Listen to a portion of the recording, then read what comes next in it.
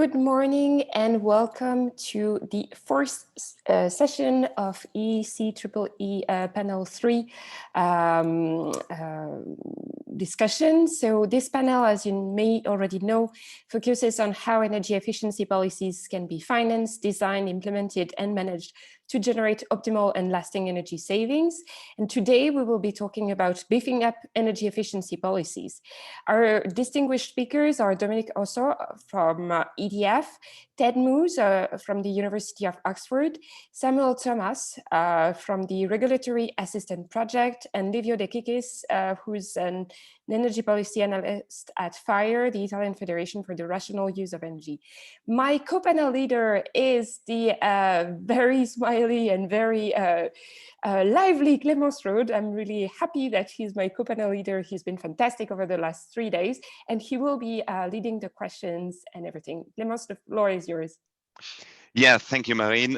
It's always a pleasure to lead the panel together with you. I think we got a good mood in here and everybody's happy to attend our panel. So I've got good feedback from you. So regarding the questions, please check the chat and the Q&A in the Hoover app. You can also use the chat in Zoom, but I do not recommend. I'll be watching everything, but please use the Q&A and the chat in Hoover if it's possible for you.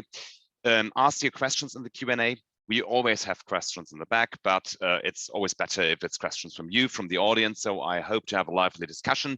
Today, I would love to have not so much discussion on CHP in the chat. We had that over the last 2 days, so we can move on right now. And I think we got interesting presentations where you will have lots of questions.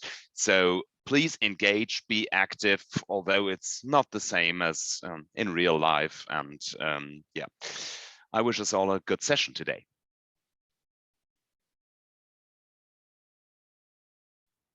Thank you. And Ted. Hello, everyone. I'm going to my presentation.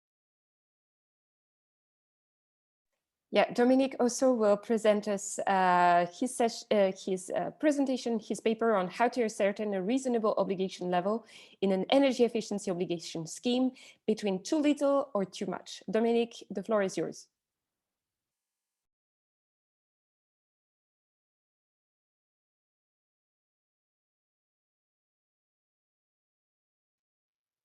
Hello, everyone. I'm going to tell you about an issue that raised questions among the stakeholders of the French EU scheme at each new period every 3 to 4 years or so.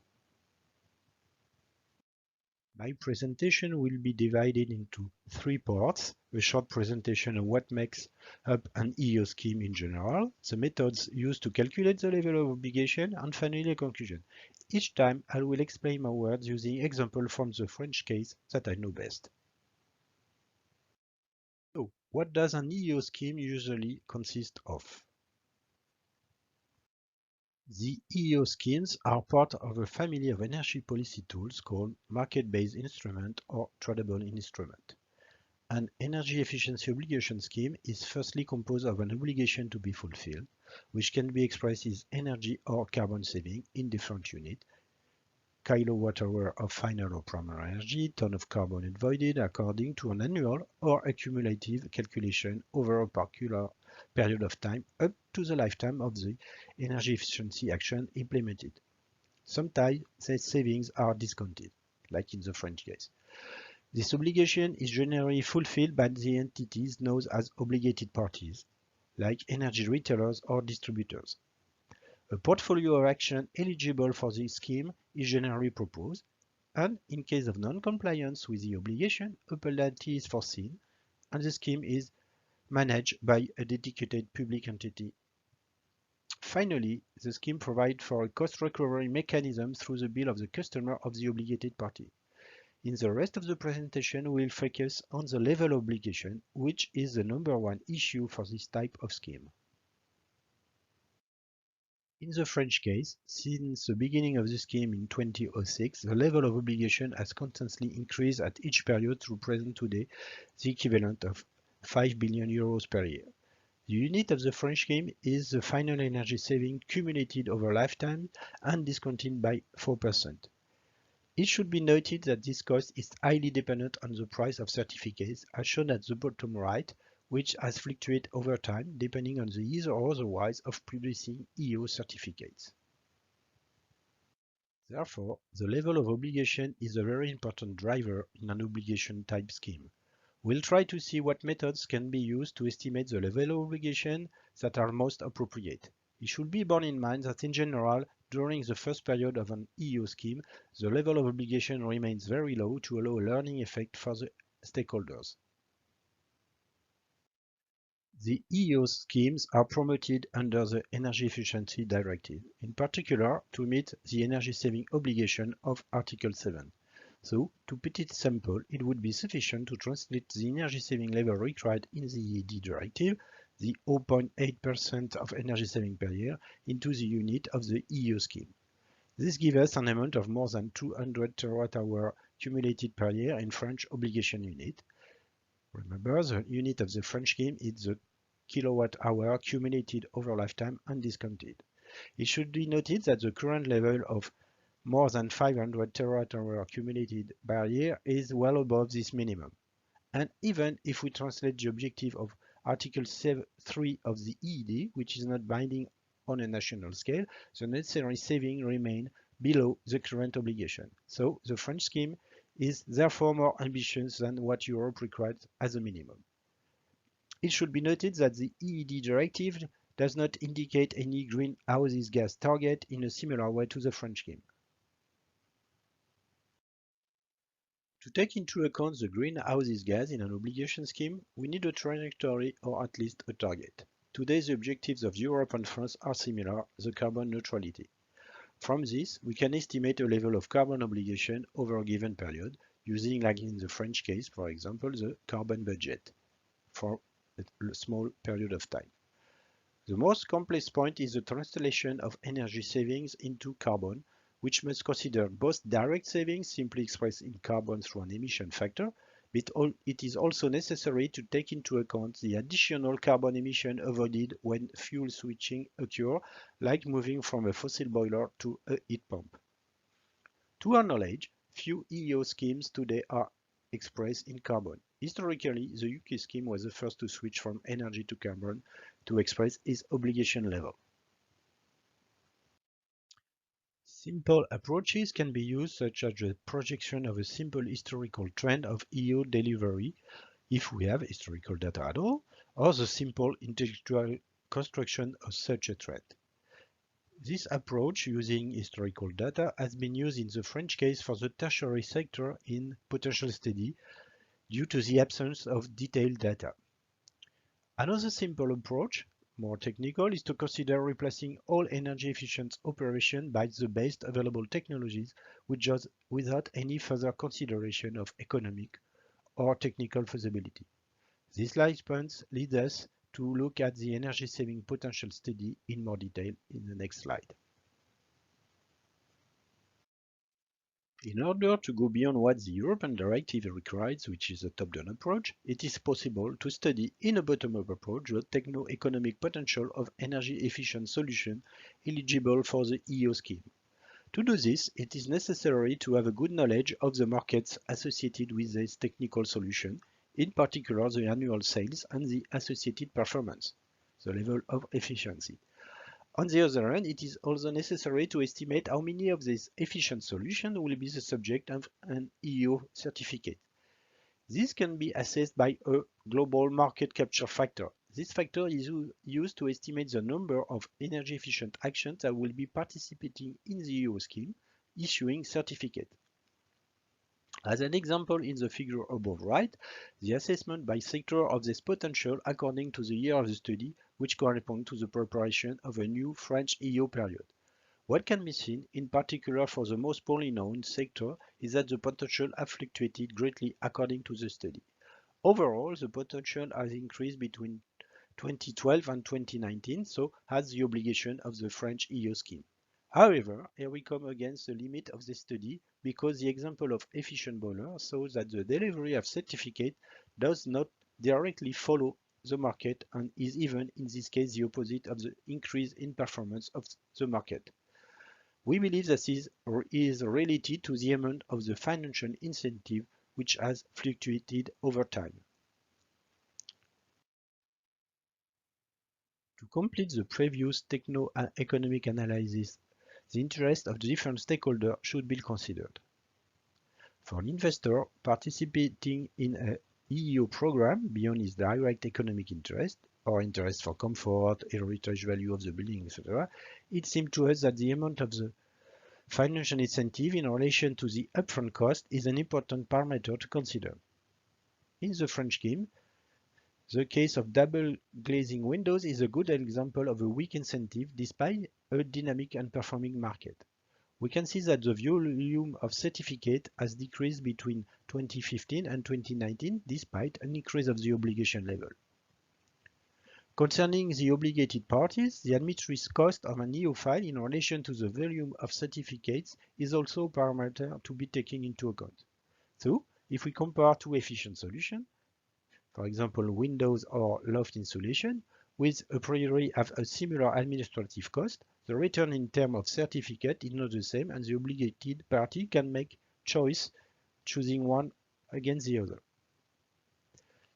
Finally, one should not forget the capacity of the building industry to install the promoted efficient solution in the field. In the French scheme, a quality label is required to join the scheme, but the number of qualified installer is limited. So, to conclude my speech, we have seen that two main kinds of approaches are possible for estimating a level of obligation. The most refined bottom-up approaches require a set of data that is sometimes difficult to estimate or to access. It is necessary to know both the energy efficiency markets and the EO market itself, which is rarely done in the study. In any case, it is necessary to make assumptions for the future, which we all know are fragile. A delicate point concerns the price of certificate, because it is correlated to the level of obligation in a sort of a feedback loop in which we do not know who is the chicken or the egg. A high price makes it easier to achieve a high level obligation, but a high obligation level that is difficult to achieve increases the price. So, thank you for your attention. Thank you very, very much, Dominique, for this very interesting presentation. Clémence, up to you for the questions. Yes, thank you, Marine. Thank you, Dominique, for your very interesting presentation. I think we've seen right now again how complex the design of a reasonable target in EOS can be, and where some of the difficulties can be found. And I was wondering if you could elaborate a bit on the fact on the uncertainties, for example, regarding factors of lifetime or impact of the measures, because apart from the real potential you could see as a basis for the target design, you always have the uncertainties when you assess the ex ante savings. So this is also an important design factor, and perhaps you could say some words about that, how that relates perhaps also to the level of ambition of a scheme. Okay, thank you for a good question. Okay, you're right. I talk about calculating or assessing the level of obligation, taking into account that the saving was already, the ex-ante savings has already put in place and calculated. But you're right, if the savings are per action or so on are very high, it's easier to have a high level of obligation. And there's also a complicated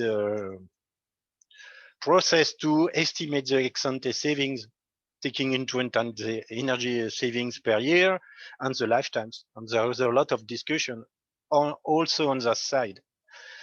In the French case, unfortunately, the two processes are separated because it's not so coherent, because we talk about obligation every 3 to 4 years, and then every year we talk about calculation of energy savings and revising each EO action. So telling either savings are increasing, decreasing due to the new knowledge, or increase of lifetimes, the change of the market. But the two are kind of separated, in fact. Even if to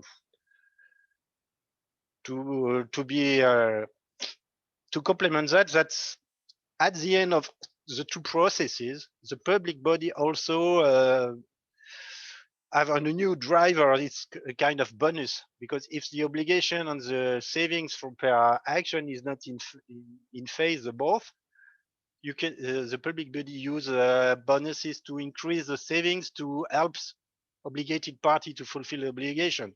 So that's why it's complicated. Yeah, thank you for that very comprehensive answer. We've got two questions in the chat right now from your co-panelist, Sam, actually. And I'm going to start with the first, and that deals with the topic of energy poverty obligations on the white certificate market, and perhaps also in the context of your presentation. So how could we even design a reasonable level of energy poverty obligation if we put in one in such a scheme? Very good question. Oh, as you have seen in my previous slide, there is in the French case since 2016 an additional obligation about energy poverty. So it's an additional one. So the level of obligation for energy poverty was simply calculated as 30% of the historical and national obligation, without any other consideration. Of course, the energy poverty obligation is in fact inside the national obligation in the perspective of techno-economical potential, because when you study the potential of energy saving per year, you deal with all the buildings, for example. So not separating the building from the wealthier to the poorer households.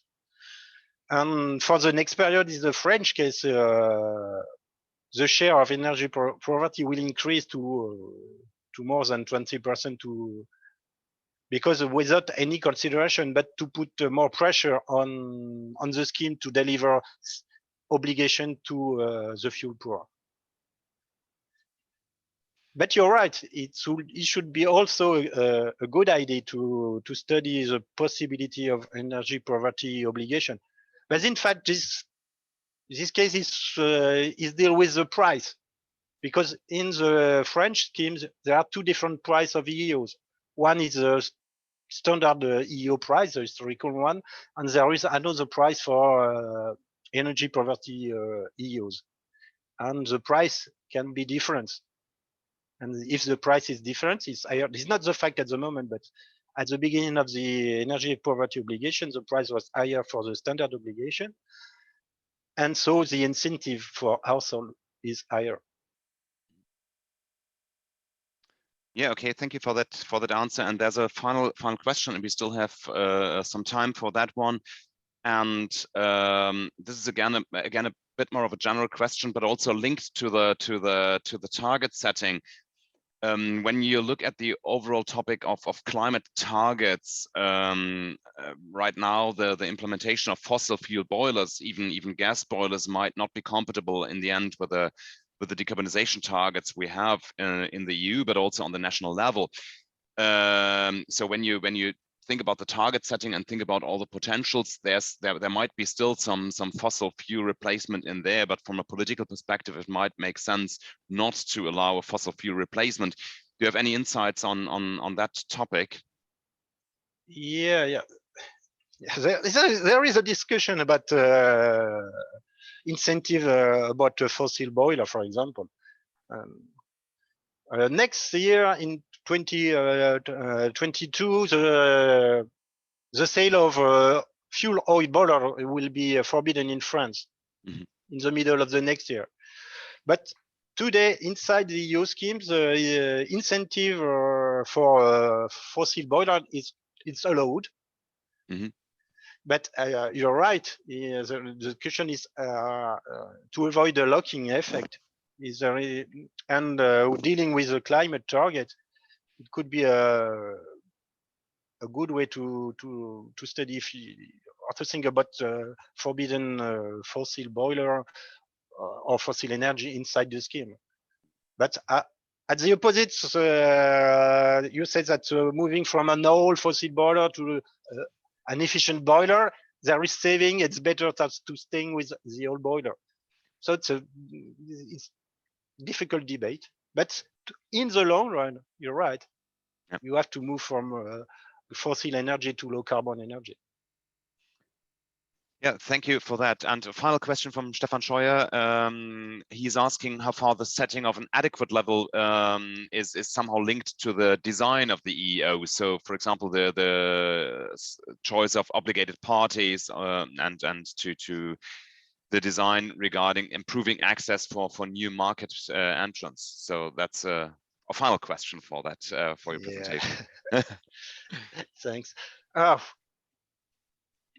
Yes, the design of the scheme is also linked to the obligation level, but not so strongly, because I think the just the chain value to provide EO certificates have evolved during time from the beginning of the scheme to now. A new stakeholder are involved, a new company. So the scheme creates jobs, in fact, because new entity, new companies develop a business inside the scheme to help obligated party like energy retailer to provide the EOs and to sell them. So they are an intermediary between customers to obligated parties. Yeah, thank you, Dominique. If we have You're time, welcome. we can come back to the whole discussion because we have, I think, also some other experts on obligation schemes here on the panel. So back to Marine. Yes, thank you so much, Dominique, for this very interesting presentation. Now we're going to take a broader approach because we are going to look at the global energy transition, and Ted Booz will tell us about shared legal foundations for the global energy transition. Ted, the floor is yours.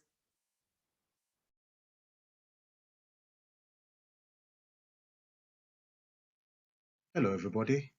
I am Ted Moyer, a lawyer by background and currently at the Oxford Martin School project on integrating renewable energy, hosted at the Environmental Change Institute. I'm going to be speaking today on the topic that's currently on your screen, and I hope you're going to enjoy it. As I move along, I will pause on this slide for a few seconds for you to get a general idea of where I'm going to start and where I'm going to end. But as you look at this slide, I'll just mention that while I was at university in my undergrad, all my flatmates were engineers. And they made a lot of fun of me because none of the law books that I ever, displayed in the room had any pictures in them or even on the cover. And so probably I'll be slightly overcompensating with the pictures that are there on my slide. So what's the scope of what I'm going to cover today? The main question highlighted in red is essentially what I'm trying to cover, which is, could global energy law principles and aims inspire greater energy efficiency measures beyond the European Union? Of course, this presents sub-questions and several concerns. Amongst them, of course, is the law as a facilitator of the global energy transition.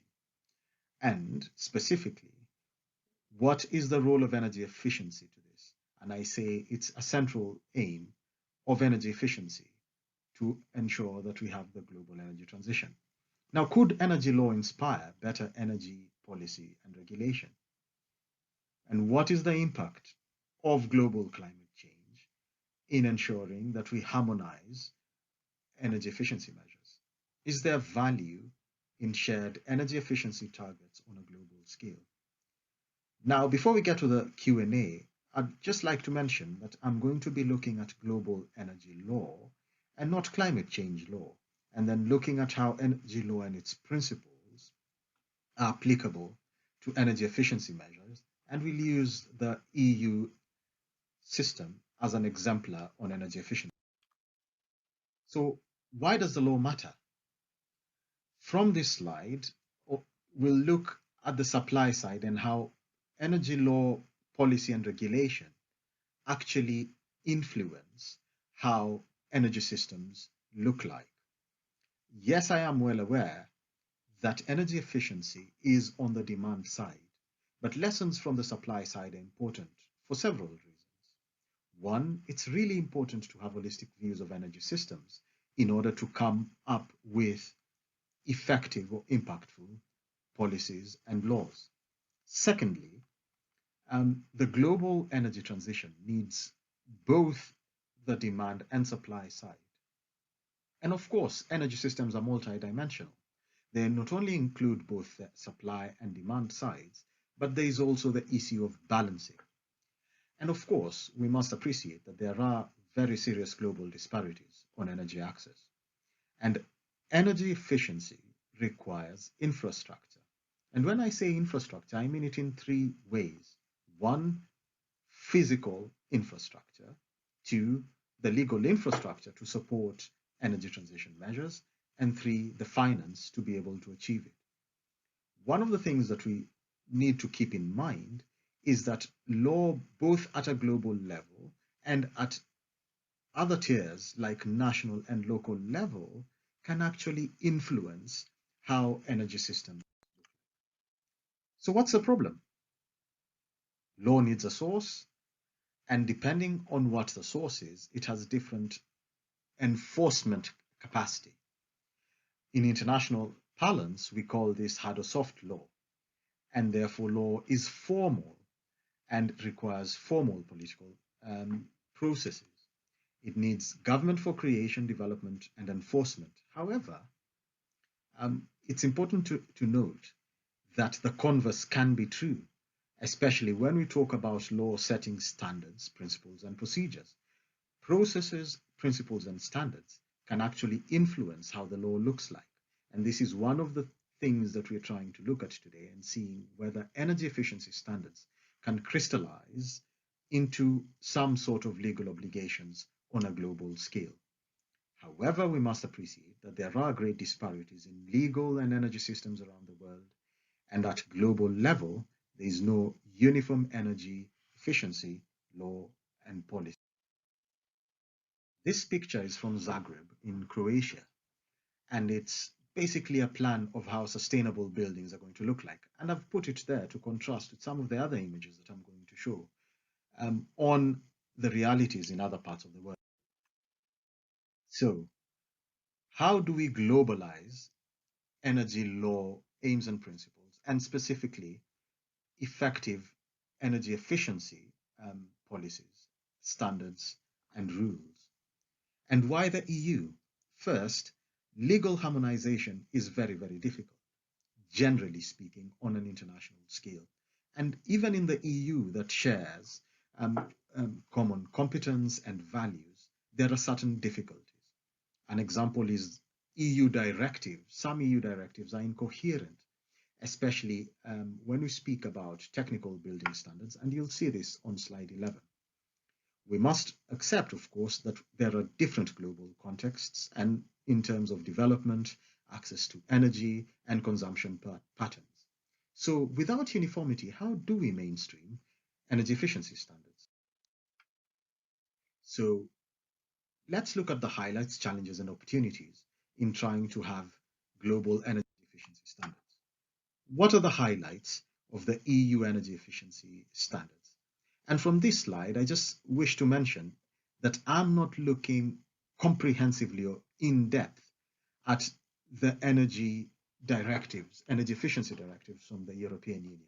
I'm simply referring to them as for illustrative purposes and to basically just demonstrate that energy efficiency harmonization is not merely aspirational, but it's something that is quite achievable across several countries.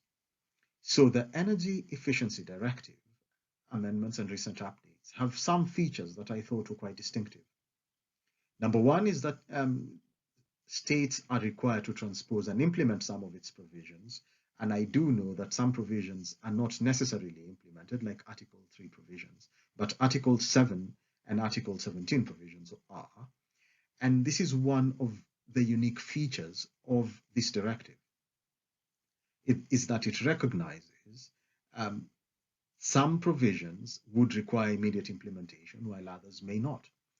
However, I will just mention these three features, that I think are quite revolutionary, at least looking at them from someone who's not from the EU.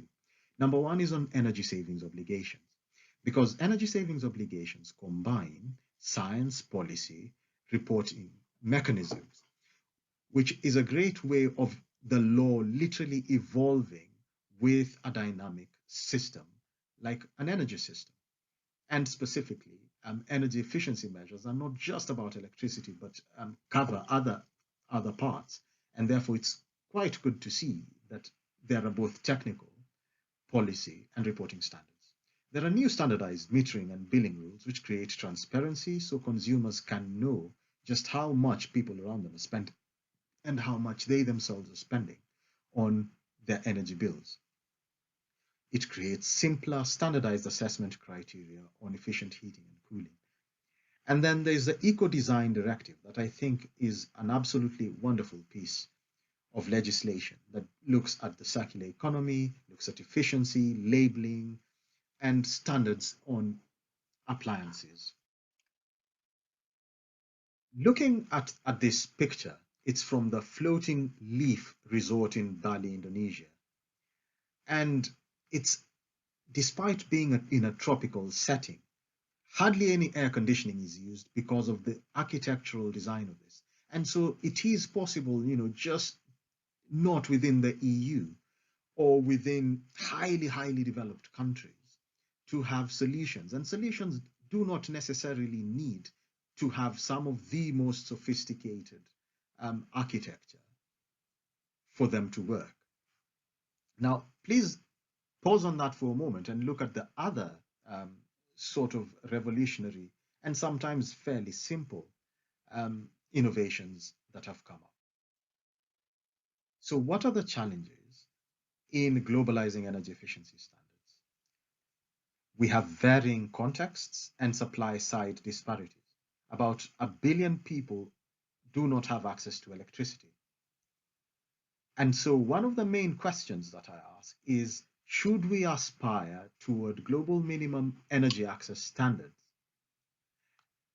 And does this then form the basis for harmonized energy efficiency standards? Or to ask the question differently, does the globalization of energy efficiency standards hinge upon having some form of minimum standards of energy access?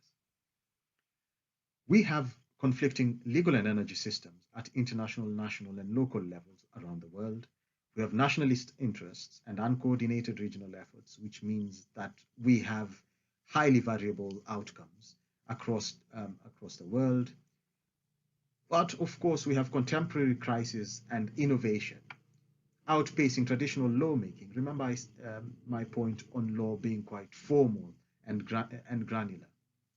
And also, for the EU, we still can see that despite the great strides, there's some disharmony in the clean energy package instruments, and they're on your screen at the moment.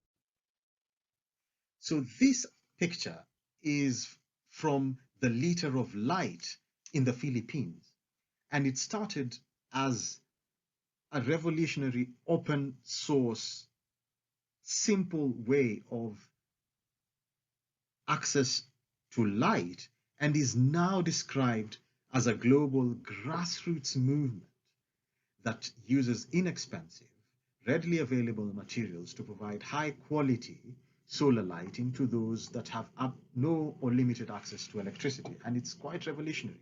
So we do not need to have some of the most expensive measures to achieve energy efficiency. So what are the opportunities? Climate change concerns are widely shared concerns now. The energy transition is at the heart of it. And global energy systems are increasingly getting interconnected, which means harmonizing simply makes sense. Law, technology, and finance are increasingly aligning with sustainability because of these concerns.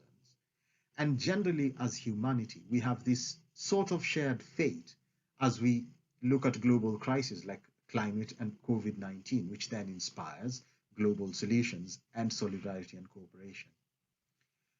So, when we speak about global energy law aims and principles rapidly evolving, what are we talking about? This picture was taken very, very close to where my mom comes from, and it just shows how modern energy services can transform lives, and that when we speak about energy access and energy efficiency, there is a direct link, a correlation to them. I had mentioned those who do not have access to electricity, and a lot of them will need either to jump, to make the direct jump to renewable energy, or we are going to have a serious energy demand crisis and therefore an energy consumption problem. So when I speak about global energy law, what am I talking about? I will simply put on your screen what I speak about, and this has formed the basis of my research for the last 6 years.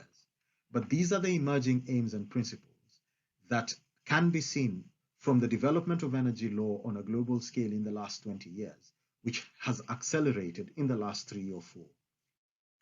So those are the shared principles that have curated and collated over years of research, and these have a direct bearing on energy efficiency, and particularly energy systems, and what laws apply.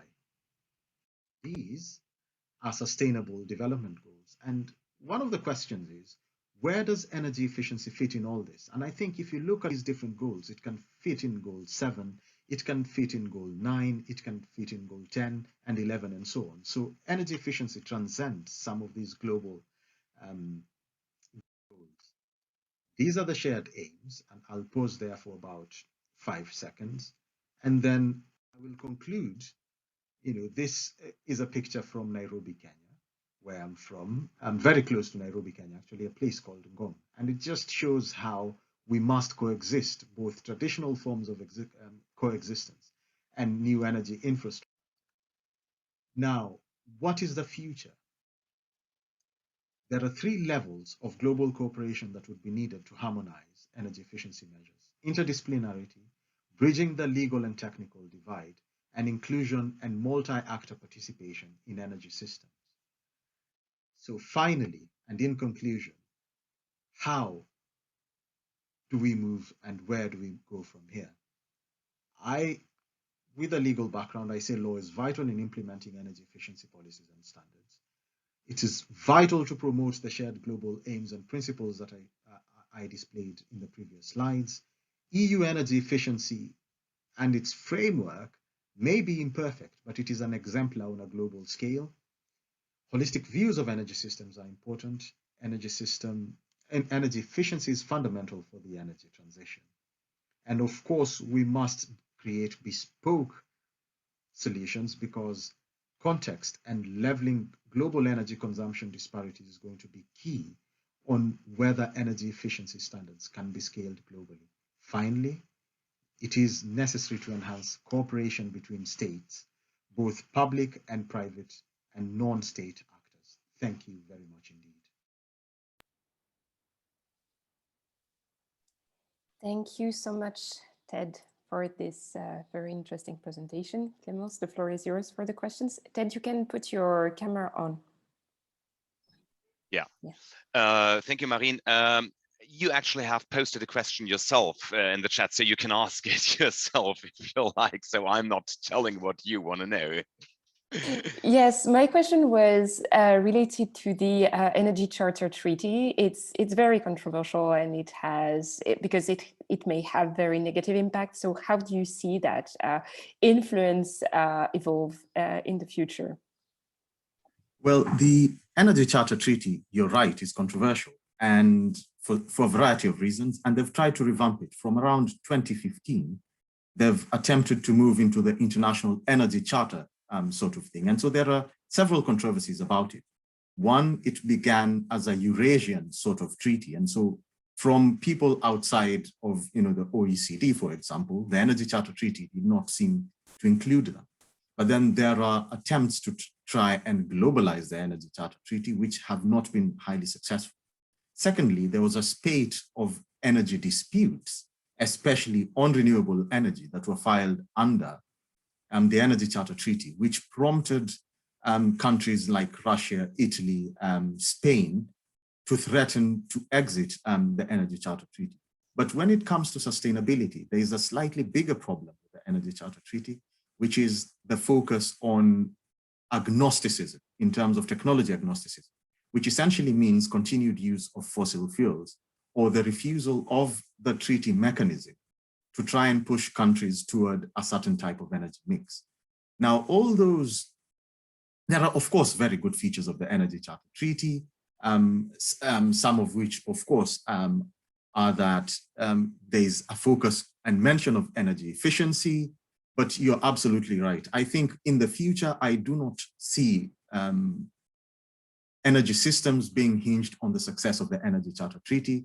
And that's why I think perhaps we need to look at aims and principles that are shared globally and try and infuse them at other layers of law, whether that be national or local. And so when we think of energy efficiency measures, one of the questions is, what are the good features of the EU and how can that be adopted in other parts of the world?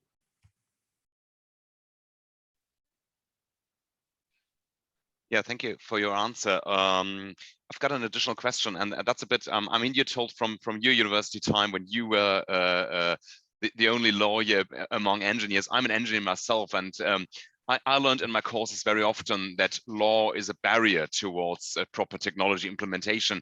Afterwards, in my real life, I learned that it's the other way around. And very often, sometimes there's still a barrier, but it's very often an opportunity. And you pointed out the Eco-Design Directive as a good example, which is really driving development.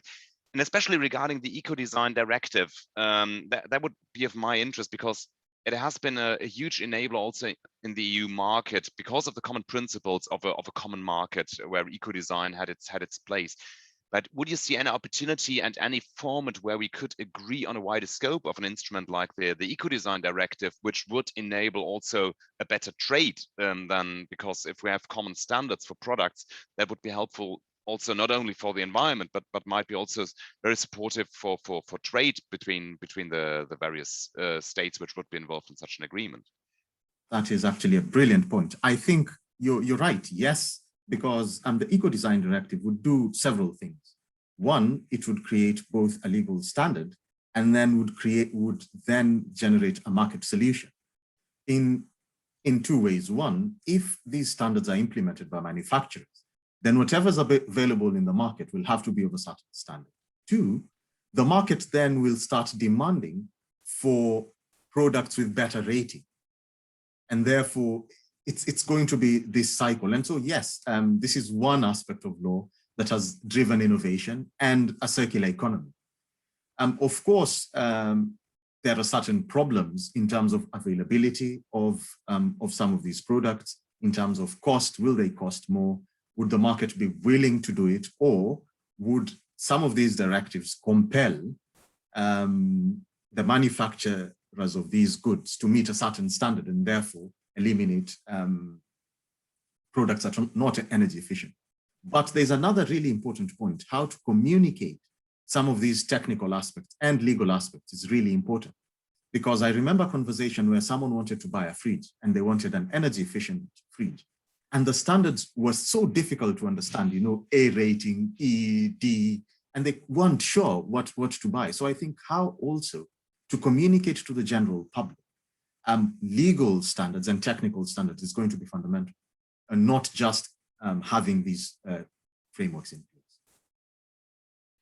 Yes, thank you, Ted, for that answer. We've got another question in the chat, but I'd love to move on with the next presentation and spare the question either for the final discussion, or you can just answer in the Q&A section of Ruva if you like already, and we can catch up with that later on. But as time's progressing, I'd love to give back to Marine and move on with our program.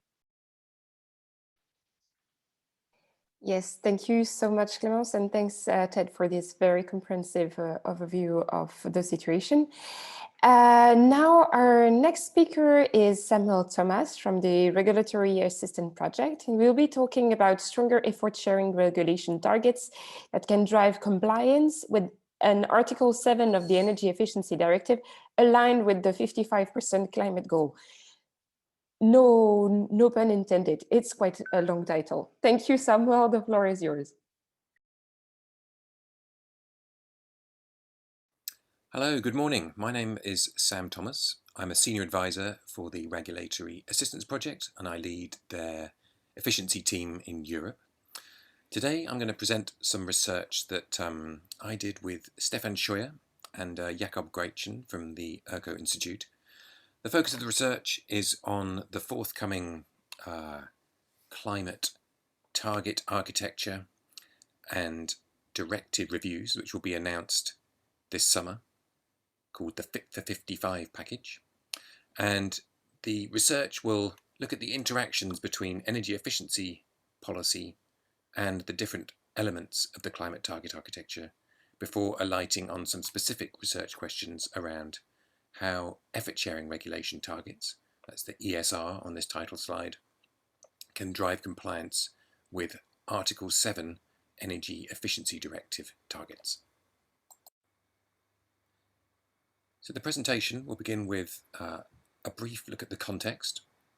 Then we'll describe how the different elements of the climate target architecture interact with the Energy Efficiency Directive. Then we'll look at some specific research questions around the effort sharing regulation and the EED, the scenarios that we chose, the findings, and finally some conclusions. Beginning with the context, the EU has committed to delivering a 55% net reduction in carbon emissions by 2030 relative to 2005 levels, and the Fit for 55 package is due to be announced on July the 14th and will cover at least 12 initiatives. Now, the main ones of interest to us are a revision of the EU ETS, which will reduce the cap on emissions in the power sector and amongst large industry installations. Potentially, a revision to the ETS may also see emissions trading extended to the other energy-related emissions that are currently covered by the effort sharing regulation. So that's direct emissions in buildings, in transport, in small industry facilities, and in the agriculture sector. And that could be done in one of a couple of ways. Could either see the current ETS extended or a parallel ETS set up in those other sectors. And if the combined caps in the two ETSs or the cap in the extended ETS are set in a way that is aligned with the 55% climate goal, then the need for the effort sharing regulation targets would be reduced. And in fact, they would be redundant, at least in terms of climate architecture, at least in terms of the climate architecture. However, the setting of Fit for 55 emissions caps is far from a done deal. And if the caps in the traded sectors do not deliver sufficient emissions reductions to meet that 55% goal, then there will still be a role for the effort sharing regulation targets to drive actions by member states to ensure the integrity of the 55% goal. And we estimate that the effort sharing regulation targets, which currently stand at a 30% reduction by 2030 relative to 2005 at the EU level, would need to increase by 9 or 10 percentage points, so to around 39 or 40%. Alongside these changes to the climate target architecture, there will be changes to many other EU directives. The chief one of interest to us, of course, is a revision of the Energy Efficiency Directive. And our next slide will explain how the energy savings obligation contained within the EED interacts with the two elements of the climate target architecture. The Energy Efficiency Directive Article 7 energy savings obligation, in the centre of our diagram here, requires member states to make energy savings from national energy efficiency policy measures, and those policy measures should deliver energy savings in the industry, buildings, transport, agriculture sectors, which in turn should deliver greenhouse gas emissions reductions that either help to meet the effort sharing regulation targets, the national targets, or to keep the price down in the EU ETS. And this is an important distinction because it defines the role of Article 7 in different ways. On the ETS side of the house, the ETS is more than just a climate target architecture instrument. It's also a carbon pricing policy instrument in its own right. That creates potential synergies with the types of policy measures that are taken up under Article 7 Energy Efficiency Directive. The ETS creates an allowance price which gets fed through into the energy prices facing end consumers, and that makes energy efficiency investments more attractive.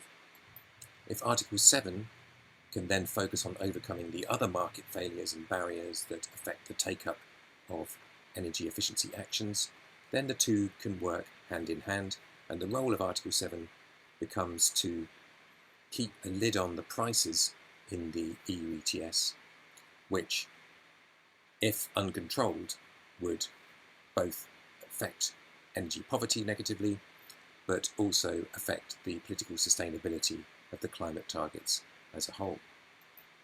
On the other side of the house, with the effort sharing regulation targets, the relationship between Article 7 and the national targets is much more direct.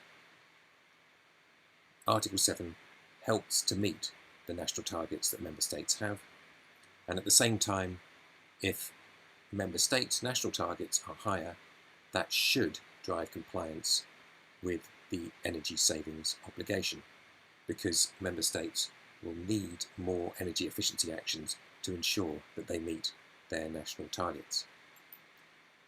And it's this set of interactions on the right-hand side of this diagram that underpins our two research questions. So our first research question is, how could an increased Article 7 EED energy savings obligation contribute to the achievement of higher ESR targets? And then secondly, what impact would higher ESR targets have on member states' compliance with an increased energy savings obligation? And in order to answer those research questions, we set up some scenarios. So we have a baseline scenario, which is the Primes EU Code 3235. And in the baseline, we see that effort sharing regulation emissions actually reduce by 33%. So already we're overachieving the 30% target, at least at EU level. Then we have two sets of scenarios. So the first scenario essentially just increases the effort sharing regulation targets to 39%, and then we vary the way in which those increased targets are spread across the member states. The first scenario maintains the 40 percentage point spread between member states. So at the moment, Bulgaria has basically a 0% target and Luxembourg a 40% target. In this scenario, we essentially just shift all of those targets to the right, so that Bulgaria now has a minus 10% target, Luxembourg a minus 50% target, and other countries have targets somewhere in between, in direct relation to their current targets. Then we have another scenario, 2b, in which we have exactly the same increase in the ESR targets at EU level, but we squeeze the spread, we narrow it, so that the member states that currently have very little effort have more effort to make in the narrow spread option. Then in our scenario 3, we take scenarios 2a and 2b, and we essentially add an increased energy savings obligation target. The current national targets that member states face is to make energy savings, new annual energy savings of 0.8% of historic energy consumption per year. And in our modelling, we simply added an additional 0.8% to the energy savings obligation from 2025 onwards, i.e. for the remaining 6 years of the 2021 to 2030 compliance period. Why a doubling? Well, it's a kind of a round number to double, but there is a broader justification to the increase in the target. We triangulated with the work of Fraunhofer, who have done estimates of the remaining cost-effective energy efficiency potential, and this increase in the energy savings obligation would mean that roughly half of the remaining cost-effective potential would need to be delivered.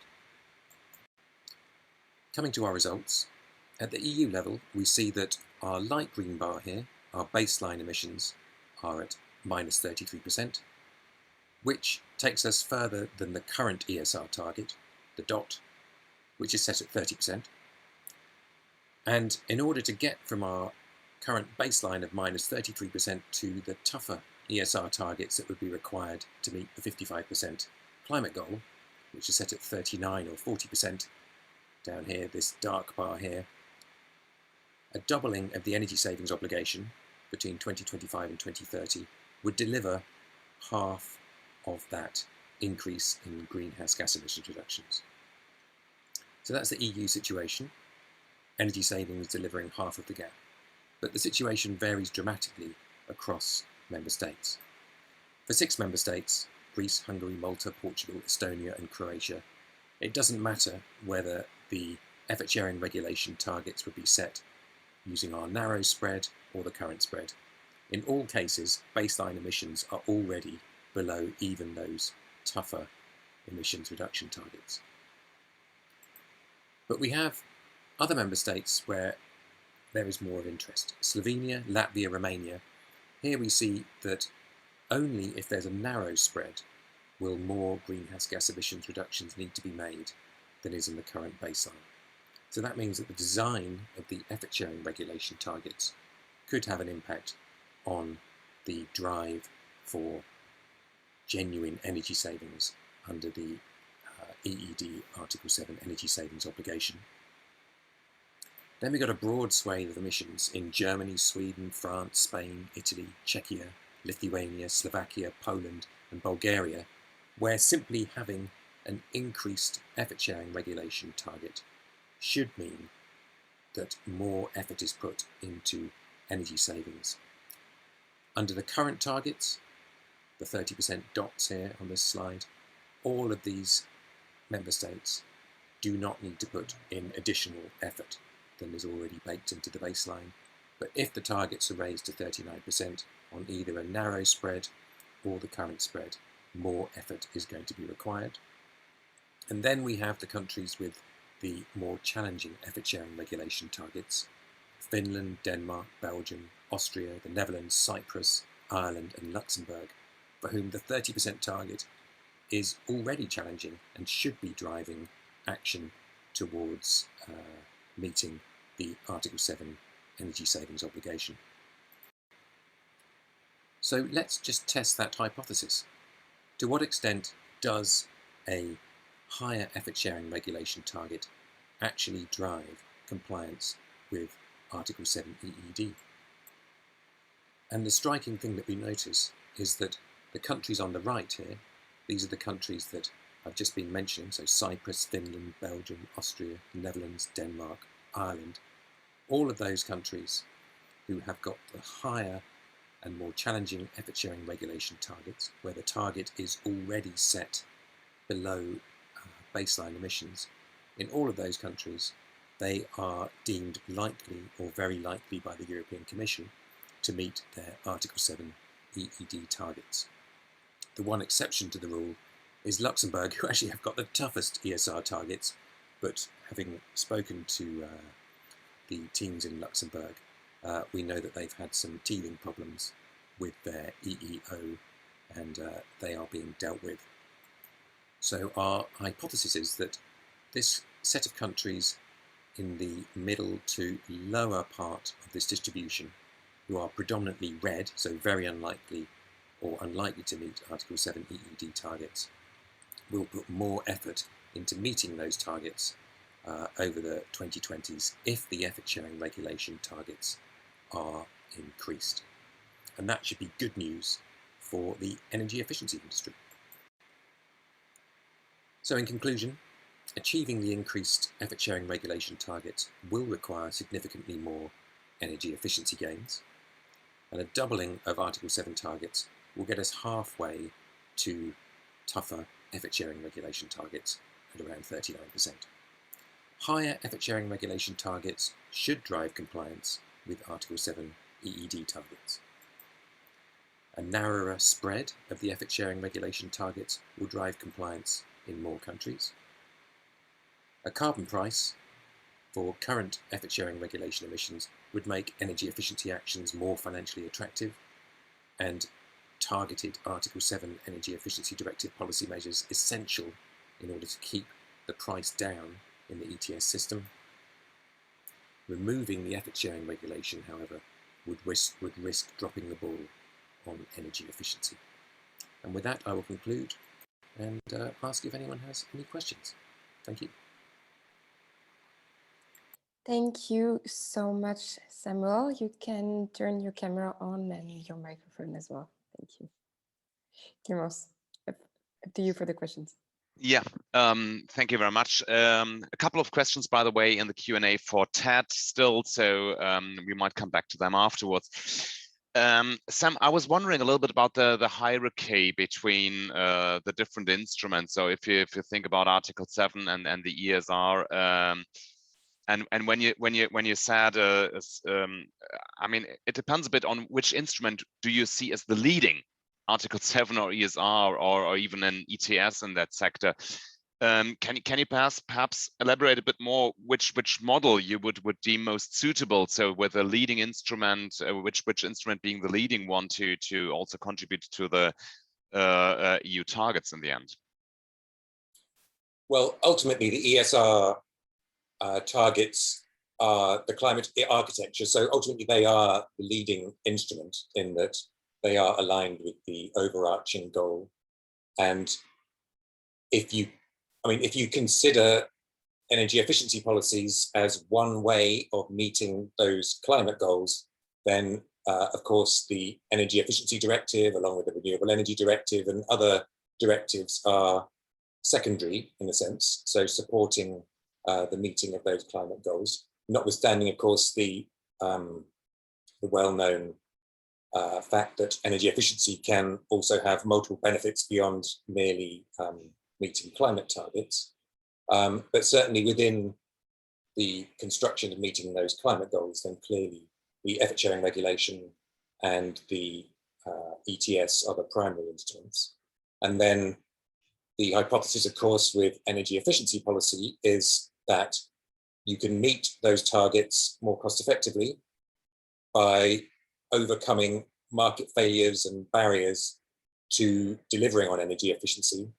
And in order to do that, you need a directive such as the EED that requires member states to put in place policy measures that help to overcome those issues. So, of course, you need to see all these things in the round, but certainly in terms of hierarchy, I would put the ESR targets and the EED at the top.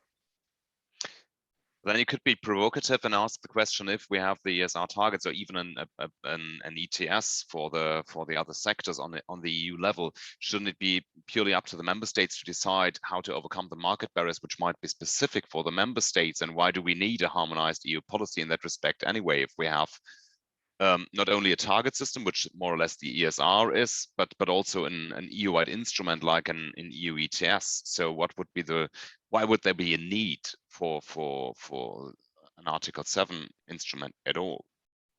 Well, that is certainly a very provocative question, Clemens. And when I was a civil servant in the UK government, of course, we were arguing for exactly that, that analysis of the situation, that the climate goal is clearly the one that's most important, and what business is it of a supranational organisation, admittedly representing the UK as well as other member states, to basically impose some additional constraints which, if you consider that a national government would have a better idea of how to meet its climate goals most cost effectively, would mean that you were simply adding costs. On the other hand, one could make the other argument that energy efficiency, in particular, energy efficiency policy tends to be underrepresented in the mix of policy instruments for many different reasons. For example, the atomistic nature of energy efficiency and the many different actors that have an interest compared to the supply side, in which there are a smaller number of actors, which makes it easier for them to lobby and essentially grab a greater share of the pie. So you could argue that there's a role for overarching energy efficiency instrumental architecture at the EU level to ensure that member states put in place the policies that enable this slightly less well-enfranchised group, the energy efficiency industry, to make the savings that will ultimately deliver carbon emissions reductions at a lower overall cost to society. Yeah, thank you, Sam. We have a related question in the chat where you might also answer to, but also that might go to Ted a bit. But it's more specific on the building sector. But another question came up from Ulla in the chat. That the doubling of the savings target in Article 7 in the current period would be, of course, have a dramatic impact for member states to reach a cumulative target.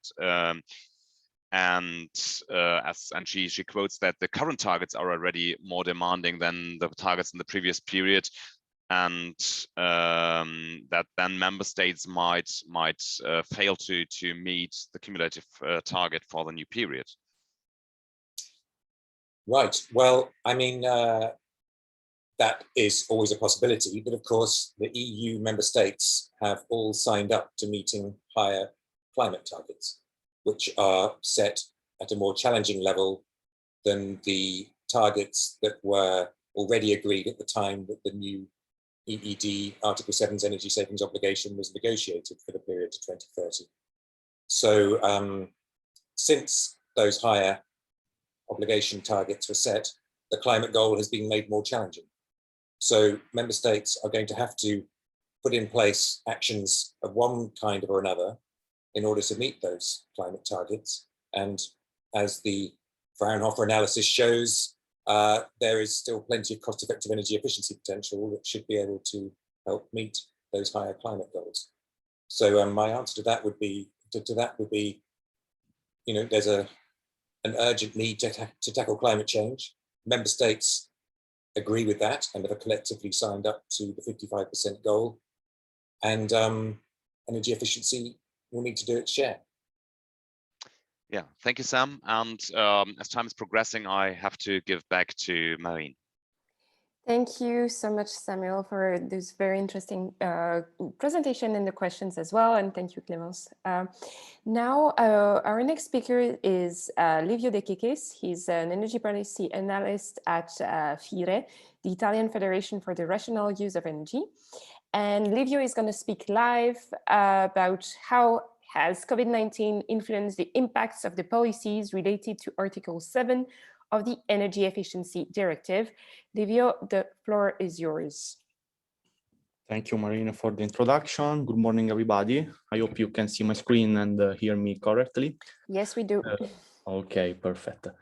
I'm really happy to be here in this wide event to present our abstract that we have co-authored with Vlasis Oikonomou and Ivan Roguli of IACCP and my colleague Dario Di Santo of the Italian Federation for Energy Efficiency. This abstract will focus on the influence of the COVID-19 pandemic on the impacts of the policies related to the Article 7 of the Energy Efficiency Directive.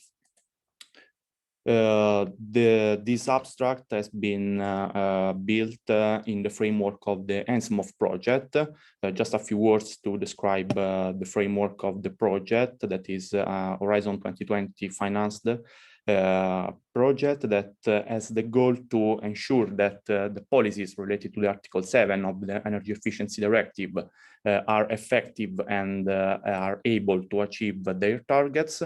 And from the other side, also to create and sustain an active platform and a community for the knowledge exchange. So these are the two double aims of the project. I'll just underline that has recently been published the KPTP, the Knowledge Exchange Platform, that you can find on ENSMOF website.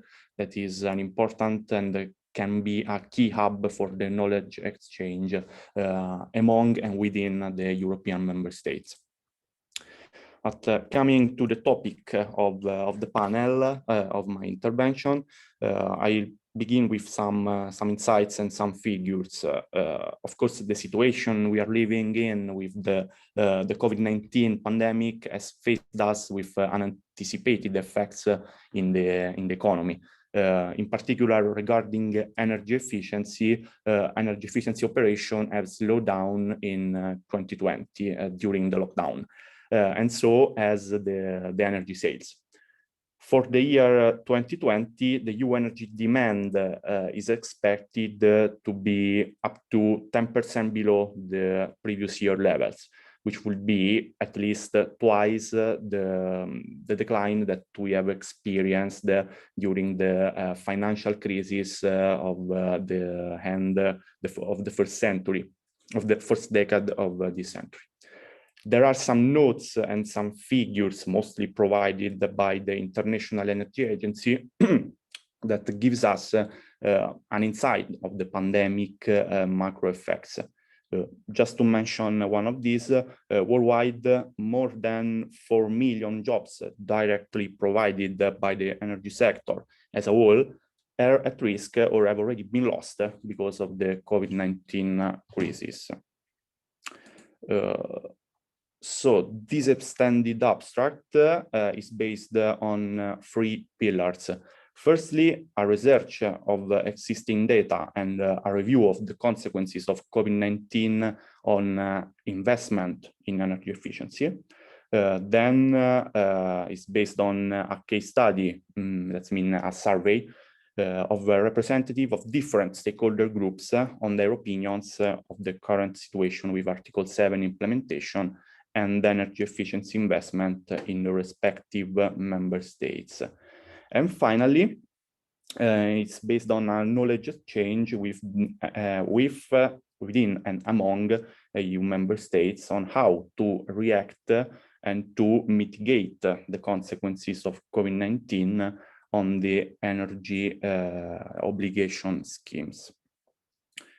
As said, the survey was submitted to 3 main categories of stakeholders. From one side, the policymaker and their agencies, their implementation agencies, then has been submitted to the end users or and to the consumers associations, and finally to the energy efficiency market actors. At the end, we collected 70 participants, 70 responses, representing 14 EU member states. So this gave their point of view on the topic. And now we are going to see a nutshell of the results for the 3 kind of actors involved. Beginning with the effects on the policy implementation. From this side, the first element to be considered is that obviously the pandemic has indirectly contributed to a decrease in energy consumption.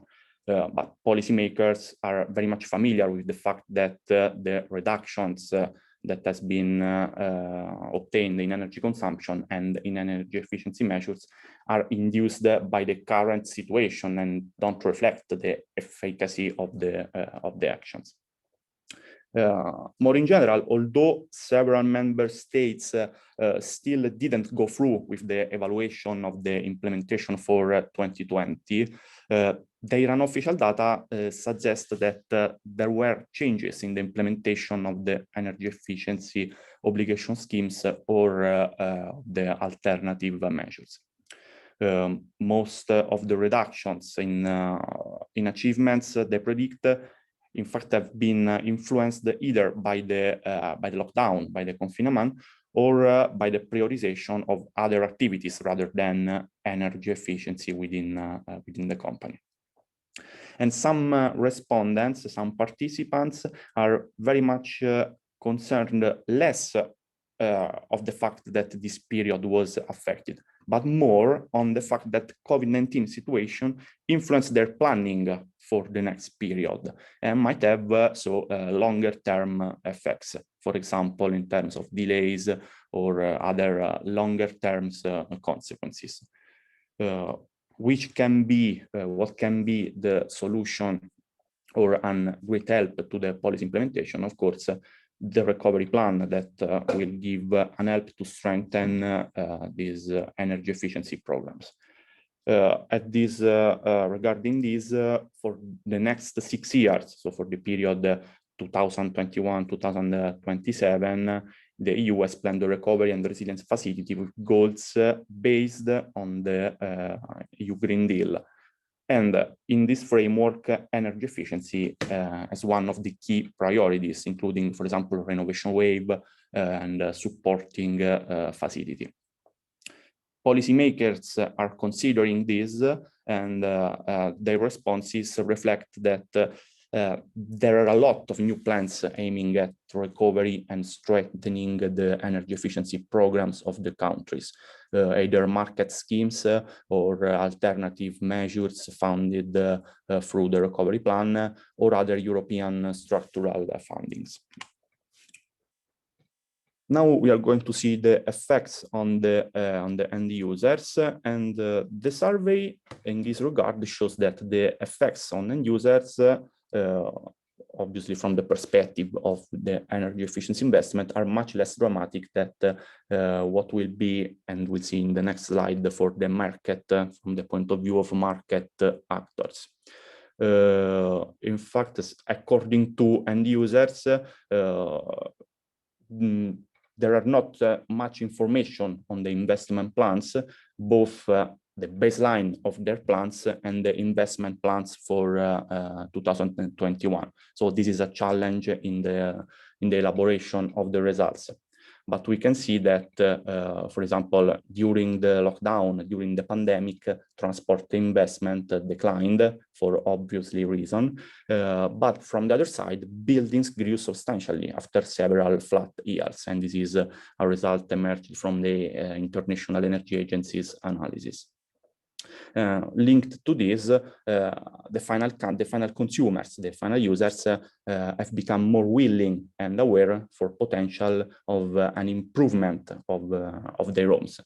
So if we translate this from the perspective of the possible investments, the participant of the survey recognize that the citizens might notice the changes in their energy expenditure and look for possible solutions in the form of energy efficiency investments, of behavioral measures, for example.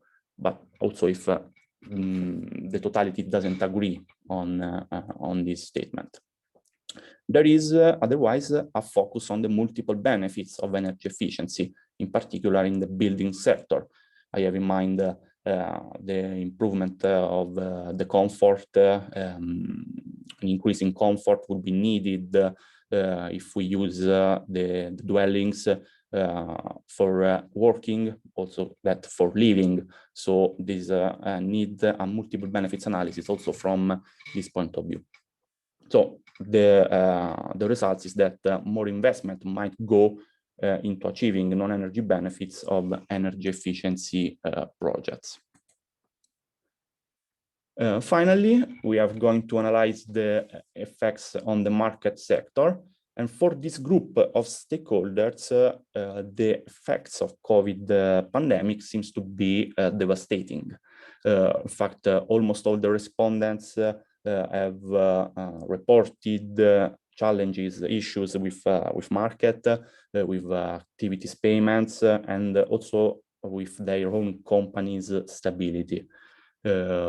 Some are going through a kind of rebound, but from the information provided, it's impossible to conclude if it's significant or not. In general, on average, the participants are facing a slowdown up to 10% decrease in their activities, and are facing obviously a market standby. There are, of course, also respondents, participants that have not felt any effect of the changes in the market due to their dominant position in their activities, but this is the minority of the subject that have been involved in the survey. Which are the main difficulties that the market actors faced during the emergency? Firstly, the difficulty in working with the end customers, including the impossibility or the restrictiveness of an access to the visual meters for reading and to allocate the energy consumption and to collect invoicing and debt. A view of the market is also given by the financial institution. In January, last January, the World Bank projected that the global economy in a baseline scenario can grow up, if I reckon well, up to 4% in 2021, taking into consideration the forecasted measures for effective limitation of pandemic.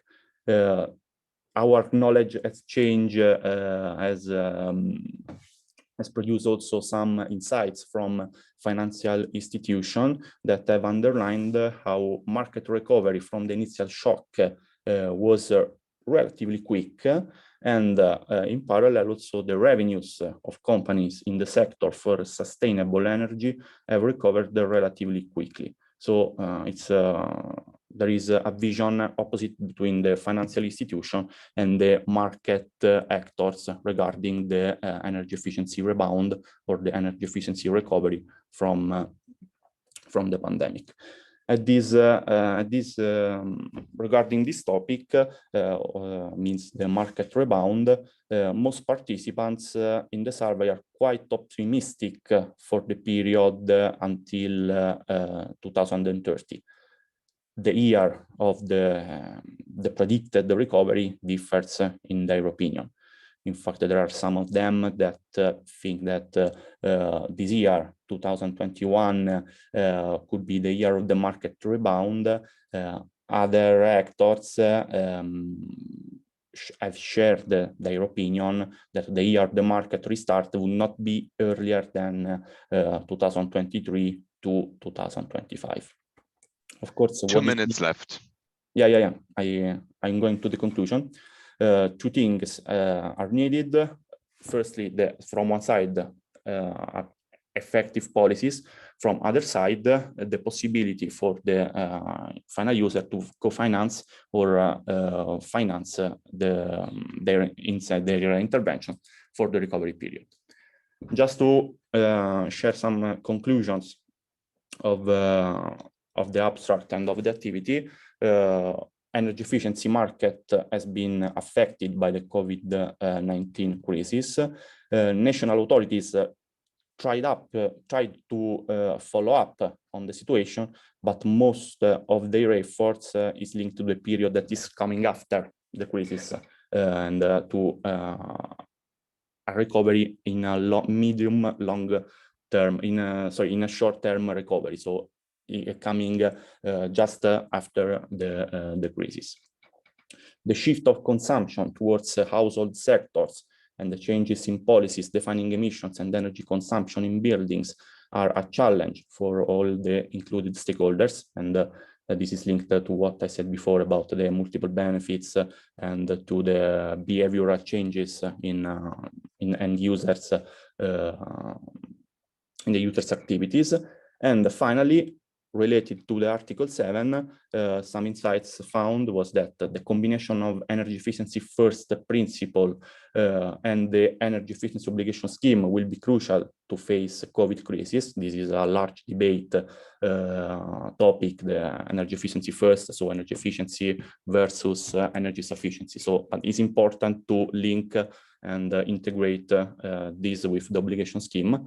The cost-effective measures, there are some cost-effective measures still to be unlocked, and to reach the goals of the Article 7, it's crucial to address the energy poverty. And I link to the initial debate of this panel regarding this topic. I just concluded, so thank you for your attention, and I remain at disposal for any questions. As an energy poverty and let's say expert myself, I'm really glad to hear that a lot of people are raising up this point today. But I will give Clémence the floor for the questions. Thank you, Livio. Thank you, Livio. In the Q&A, there's already going on a discussion about the further presentations. It usually takes a couple of minutes until people start asking questions. So I'm trying to kick off the discussion again myself because there's no question from the chat. But do you have any insight, especially regarding the topic of fuel poverty? I mean, we've seen a lot of discussion about people being more at home and indoor air quality and all those topics, which are multiple benefits related to energy efficiency. And you said that the governmental programs, which now have been also put in place, very much focus on quick recovery. What do you think? Shouldn't they have focused more on energy efficiency and the side effects, just like health impacts, which then also would contribute, of course, to the Article 7 programs in the end? So perhaps did we fail in communicating the multiple benefits of the energy efficiency enough, so that would have played a bigger role in all those recovery schemes? Yeah, I think that multiple benefits, both at the macro level company, but also at a company level, could play a key role in the recovery scheme. In my vision, especially in Italy, by now, not much attention has been paid in the multiple benefits evaluation. But we see that things are changing also in the revision of energy efficiency of the amendment of an energy efficiency directive. There could be space for a multiple benefits evaluation as far for the energy efficiency in buildings. So those multiple benefits that are linked to the comfort and to, for example, to the well-being. We have been really active on this topic of the evaluation. I can mention the multiple benefits project or the works in energy efficiency financial institution group.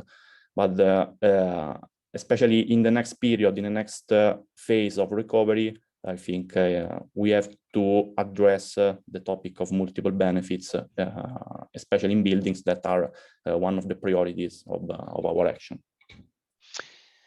Another question we have seen, and I think on Monday we had the term of a big life experiment where we saw a lot of behavioral changes also, which led to a change in energy consumption. So I mean, much more teleworking and stuff like that.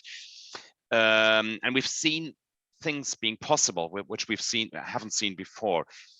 Would there be a chance of integrating also such measures and making them more persistent in Article 7 measures? So learning from the COVID, not only what's the impact on business models, but on the other hand, have we learned something positive which we can take with us as future measures for the reduction of energy demand and climate change mitigation?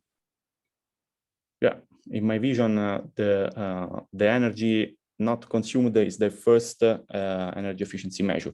So if we can implement behavioral changes and in a stable way, so learn from the COVID experience to, as in the conference, on Monday conference emerged, learn from the COVID experience to pose more attention on behavioral changes could be a key also, and it is also linked to the multiple benefits. I see strong connection between the behavioral changes and the multiple benefits of energy efficiency.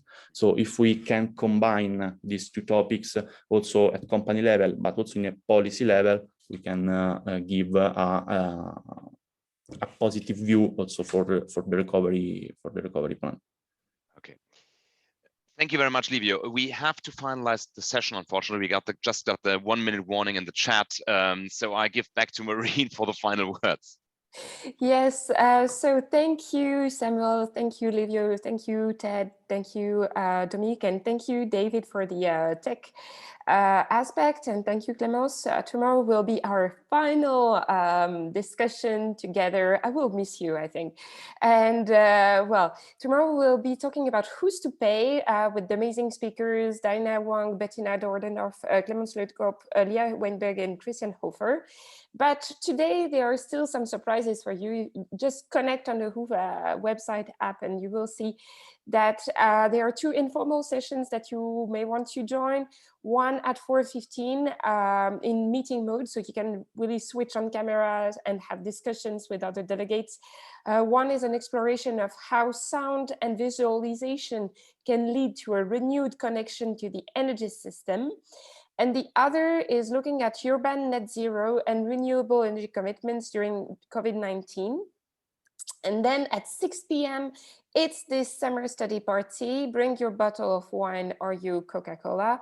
Check the agenda on Whova and check the details. And in any case, see you tomorrow, 10:30.